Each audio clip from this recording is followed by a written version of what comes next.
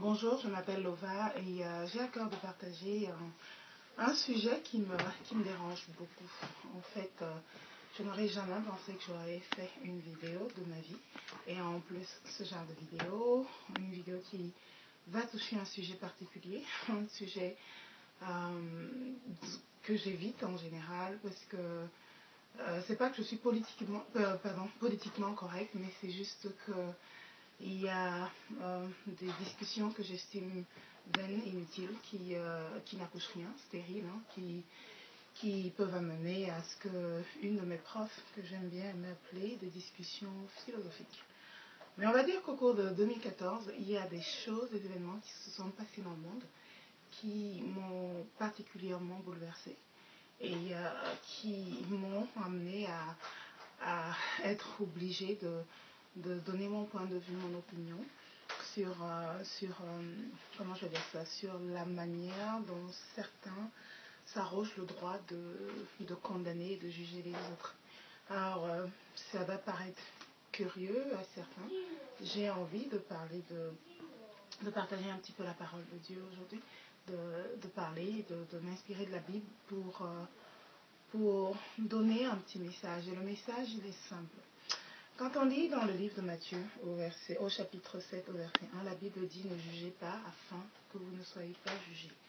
Et plus loin, il ajoute qu'on nous jugera de la manière dont nous-mêmes nous avons jugé les autres. Alors, il y a des super spirituels, des gens qui ont le monopole de Dieu, qui connaissent Dieu, qui touchent Dieu, qui voient Dieu tous les jours, je ne sais pas. J'espère que vous comprenez que c'est de l'ironie, qui vont aller vous citer d'autres passages bibliques qui disent oui, mais la Bible dit que l'homme spirituel juge de tout. C'est vrai, la Bible dit que l'homme spirituel juge de tout, mais ça ne veut pas dire que nous sommes obligés de le faire. Ok, ce n'est pas un commandement, c'est un droit que nous avons. Et en ce qui me concerne, c'est certainement pas le problème de qui que ce soit. Moi, je décide et je choisis de ne pas juger parce que je n'aimerais simplement pas qu'on me juge. J'aimerais qu'on laisse ce soin à Dieu, parce que c'est lui qui m'a créé, c'est lui qui vous a créé, c'est lui qui a créé le monde entier. Et pour ceux qui maîtrisent donc la Bible et qui se donnent tous les droits possibles et imaginables du monde, ils devraient se souvenir qu'à la fin, Dieu dit que c'est lui qui juge. Alors, avant d'aller plus loin, j'aimerais lire un petit passage. Vous voyez, je ne fais rien de super, comment je veux dire, très organisé. Ma Bible est complètement délabrée. J'avais un pasteur qui disait que c'est un signe que je lis beaucoup ma Bible. Non, ce n'est pas vrai. En fait, je lis autant que je peux, mais en même temps, je ne suis pas une grande liseuse. Je veux dire, il y a des gens qui lisent la Bible 2, 3, 4, 5 fois en entier toute l'année. Moi, non, une fois, oui, mais pas toujours. Donc, voilà. Pour sortir de la digression et revenir à notre sujet, je vais lire un petit passage. Il s'agit de Matthieu 13, à partir du verset 24 au verset 30. Et la Bible dit, il leur proposa une autre parabole. Et là, quand on dit il leur proposa, on parle de Jésus. Il leur proposa une autre parabole. Et il dit, le royaume des cieux est semblable à un homme qui a semé une bonne semence dans son champ. Mais pendant que les gens dormaient, son ennemi vint, sema de l'ivraie parmi le blé et s'en alla. Lorsque l'herbe eut poussé et donné du fruit, l'ivraie parut ainsi aussi. Les serviteurs du maître de la moisson vinrent lui dire, Seigneur, n'as-tu pas semé une bonne semence dans ton champ? D'où vient donc qu'il y ait de l'ivraie? Il leur répondit, c'est un ennemi qui a fait cela. Et les serviteurs dirent, veux-tu que nous allions l'arracher? Et Jésus de répondre, non, dit-il, de peur qu'en arrachant l'ivraie, vous ne déraciniez en même temps le blé. Laissez croître ensemble l'un et l'autre jusqu'à la moisson. Et à l'époque de la moisson, je dirai au moissonneur, arrachez d'abord l'ivraie et liez-la en gerbe pour la brûler, mais amassez le blé dans le bon créneau. Et donc, l'explication de cette parabole est simple. La Bible parle parce que Jésus explique plus tard, il a donné une autre parabole, mais à cause de notre temps, je ne vais pas aller plus loin. Il a donné une autre parabole plus loin, et puis il explique dans cette parabole de l'ivraie, où il dit que pour nous qui nous appelons enfants de Dieu, chrétiens, sauvés et tout le reste, je veux dire, déjà, c'est pas à nous de décider Ok, on ne peut parler que pour nous. Non, c'est pas à nous de décider qui est sauvé, qui n'est pas sauvé, qui est bon, qui dit la vérité, qui ne dit pas la vérité.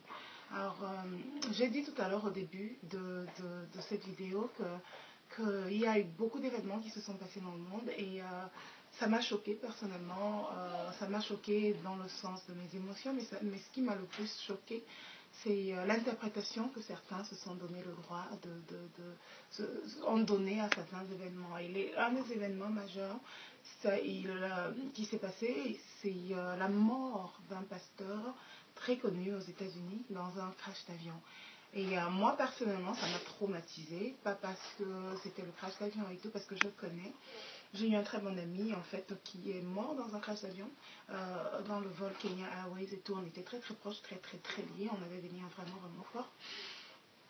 Et qui était chrétien, justement, et qui était pasteur aussi. Donc, du coup, moi, je ne peux pas dire que je me suis totalement remise de ça. Et que ce nouveau pasteur des États-Unis décède avec sa femme. Et tout ce que les gens trouvent à dire, c'est oui, il ne prêchait pas la vérité, il n'était pas vraiment sauvé, il était franc-maçon, il était Illuminati, il était Dieu de miséricorde. Où est passée la compassion? Je dis même s'il était le fils de diable en lui-même. La Bible ne dit-elle pas de pleurer avec ceux qui pleurent? Ce monsieur et son épouse ont laissé deux enfants qui pleurent, leurs parents qui étaient tristes, qui étaient abattus. Et tout ce que nous, quand je dis nous, je parle des chrétiens, ont trouvé le droit de faire. La seule bonne chose qu'ils ont trouvé à faire, c'est de critiquer et de dire ouais, il n'était pas dans la vérité. Et donc s'il n'était pas dans la vérité, ça veut dire quoi? Il méritait de mourir. Il méritait de mourir de manière aussi atroce. C'est la première question que je pose. La deuxième question que je pose, est-ce que vous êtes Dieu pour décider s'il était dans la vérité ou pas? Et d'ailleurs, vous-même, est-ce que vous êtes dans la vérité? La Bible dit de nous examiner pour savoir si nous sommes dans le véritable.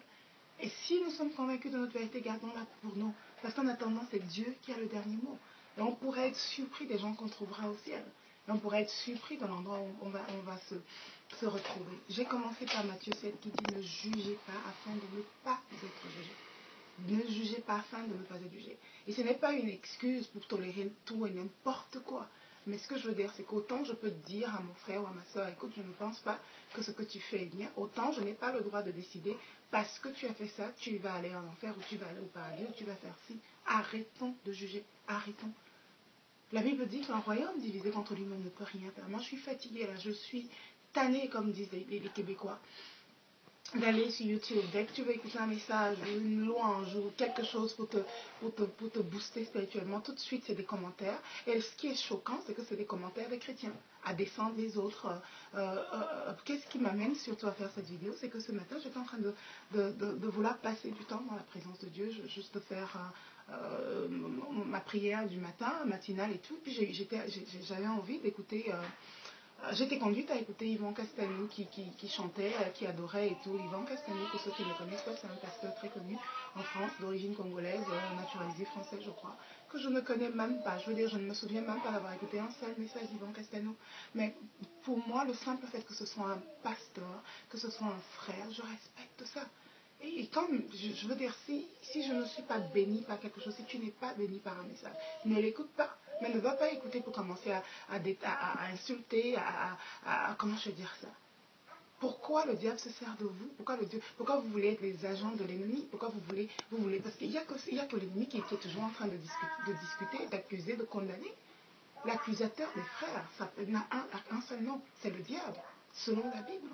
Je n'ai pas la prétention de connaître la Bible. Je ne suis ni pasteur, ni, je ne sais pas moi, ni bishop, ni whatever. Je ne suis rien du tout. Je suis une sainte chrétienne. Je crois en Dieu, j'aime le Seigneur. Et je parle en fonction de la conviction que le Saint-Esprit me met. Arrêtons de juger. Arrêtons de juger. Qu'est-ce que ça apporte? La Bible dit, si ton frère a péché, qu'est-ce que tu fais? Va et appelle-le dans le secret. Et si c'est trop dur, prie pour lui.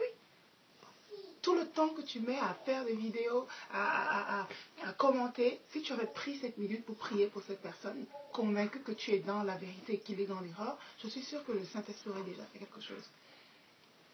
J'ai été choquée et vraiment, j'étais déterminée. Je me suis dit, bon, écoute, Il faut bien que quelqu'un parle. J'espère que je ne suis pas la seule à parler. J'espère surtout que j'aurai le courage de poster cette vidéo, que je la poste pas, en tout cas le Seigneur la voit, mais je crois que je vais la poster. Je vais sortir, c'est aussi ça sortir de ma zone de confort et je vais faire quelque chose que je n'ai jamais fait. Parce qu'il faut bien, comme je disais, que quelqu'un parle. Il y a un Georges Lamar, ou je ne sais pas, Georges Namar, je ne sais pas trop quoi, qui est sur TV Christ. Tout ce qu'il passe sa vie à faire, c'est lister les chrétiens, lister les pasteurs qu'il estime ne pas être dans la vérité, puis les descendre. Qu'est-ce que ça veut dire? Écoute, j'ai un message pour toi, Georges Namar. Tu te dis chrétien, mais tu pourrais être surpris par le nombre de personnes qui pourraient te juger. Moi, déjà, ce que tu fais, je le condamne. Et je ne le juge pas, je le condamne. Parce que la Bible dit qu'il y a un seul accusateur, c'est l'accusateur des frères. Il s'appelle le diable. Donc, si ton ministère, c'est de t'asseoir et de voir qui est dans l'erreur, qui n'est pas dans l'erreur, la Bible dit, comme l'hébreu frère de Moïse, frère entre griffes, avait dit à Moïse, qui t'a établi juge entre ces personnes et Dieu? Qui t'a établi juge? Fais ta part. Dieu nous a donné une seule mission. Il a dit aller par toutes les nations et prêcher la bonne nouvelle. Convertissez, baptissez, faites des disciples. Les baptisants au nom du Père, du Fils et du Saint-Esprit. C'est ce que Dieu nous demande de faire. Le reste, le vrai, laissez Dieu faire. Laissez Dieu faire. Ne prenez pas le rôle de Dieu. Georges Nama, laisse Yvon Castano tranquille. Laisse ces hommes de Dieu en paix. Laisse-les tranquilles. Laisse Dieu le Créateur. Laisse-les entre les mains de leur Sauveur. Et si tu es trop concerné par ce qu'ils font, prie pour eux. Prie pour eux. Je crois que tu seras plus effectif plus que de te prononcer comme un agent du diable en accusant et en dénonçant sans cesse. Ça fait peur. Ça fait peur. Je t'assure, tu me fais peur. Tu me traumatises en fait. Ce n'est pas normal. Ce n'est pas l'amour. La Bible dit que l'amour couvre une multitude de fautes. Où est ton amour pour ces personnes? Où est ton amour pour ces personnes? Je vais terminer avec un passage. Il s'agit de Philippiens, chapitre 1, du verset 17 à 18. Il y a des gens qui sont venus se plaindre chez Paul, qui lui disaient, ah ben il y a telle personne qui prêche l'évangile parce qu'il a envie de gagner, parce que, je ne sais pas, pour se faire voir. Il y a des gens, ils se plaignaient, ils se sont plaints à Paul. Je voulais paraphraser, mais je pense que je vais le lire. Et ce sera mon dernier passage pour aujourd'hui. Et j'espère que ce sera ma dernière vidéo du siècle. Bon, il faudrait que je retrouve ce Philippiens. Alors, Philippiens, chapitre 1, au verset 17. La Bible dit, « Tandis que ceux-là, animés d'un esprit de dispute, annoncent Christ par des motifs qui ne sont pas purs et avec la pensée de me susciter quelques tribulations dans mes liens. » Au verset 18, il dit, « Qu'importe, de toute manière, que ce soit pour l'apparence, que ce soit sincèrement, Christ n'en est pas moins annoncé, et je m'en réjouis, et je m'en réjouirai encore. » Amen. Car je sais que cela tournera à mon salut grâce à vos prières et à l'assistance de l'Esprit de Jésus-Christ. Donc, on est d'accord. Paul dit que ce soit par esprit de dispute ou par vaine gloire. Et c'est quoi la vaine gloire? Toi, Georges Nama, qui accuse ces gens d'être francs-maçons, Illuminati, machin et tout le reste, la Bible dit que ce soit par vaine gloire. Ça s'appelle la gloire du monde. Et la Bible dit que ce soit par vaine gloire. Christ n'en est pas moins prêché. Ça veut dire qu'il y a un message de Christ qui ressort quand même. Et pour l'amour de Dieu, ne détruis pas ce message. La dernière chose que je voulais dire, tu as dit des bêtises là quand tu as parlé de leadership en disant, dès que tu entends leadership, il faut fuir et machin et tout. J'ai envie de te dire que tu es dans l'erreur, mon ami. Qui a dit que le leadership n'était pas de Dieu? Qui l'a dit? Le leadership commence avec l'histoire de Moïse. C'est Jéthro qui établit le leadership, qui dit à Moïse, divise. Ordonne des gens qui vont te succéder, qui vont faire les choses à ta place, sinon tu vas te fatiguer. De quoi tu parles? Qu'est-ce que ça veut dire? Le leadership est enseigné dans les écoles de marketing, dans les grandes écoles de commerce. Qu'est-ce que tu racontes? Ça veut dire quoi? C'est quoi cet évangile de médiocrité où on ne doit pas nous enseigner sur le leadership? Qu'est-ce que tu dis? Écoute, je ne vais pas verser dans la chair, là. Je n'ai pas envie que ça devienne, que ça devienne un truc personnel. J'espère que le message est passé, que ceux qui ont des oreilles entendent ce que je n'ai pas envie de dire l'esprit dit à l'église, mais j'ai envie de dire, écoutez, je n'ai pas envie de dire à bon entendeur salut. C'était mon message. Pratiquez l'amour, pratiquez la paix, aimez vos ennemis, priez pour ceux qui vous persécutent. Et priez pour ceux dont vous êtes, ceux que vous croyez être dans l'erreur. Priez pour eux. C'est la plus belle chose que vous puissiez leur offrir.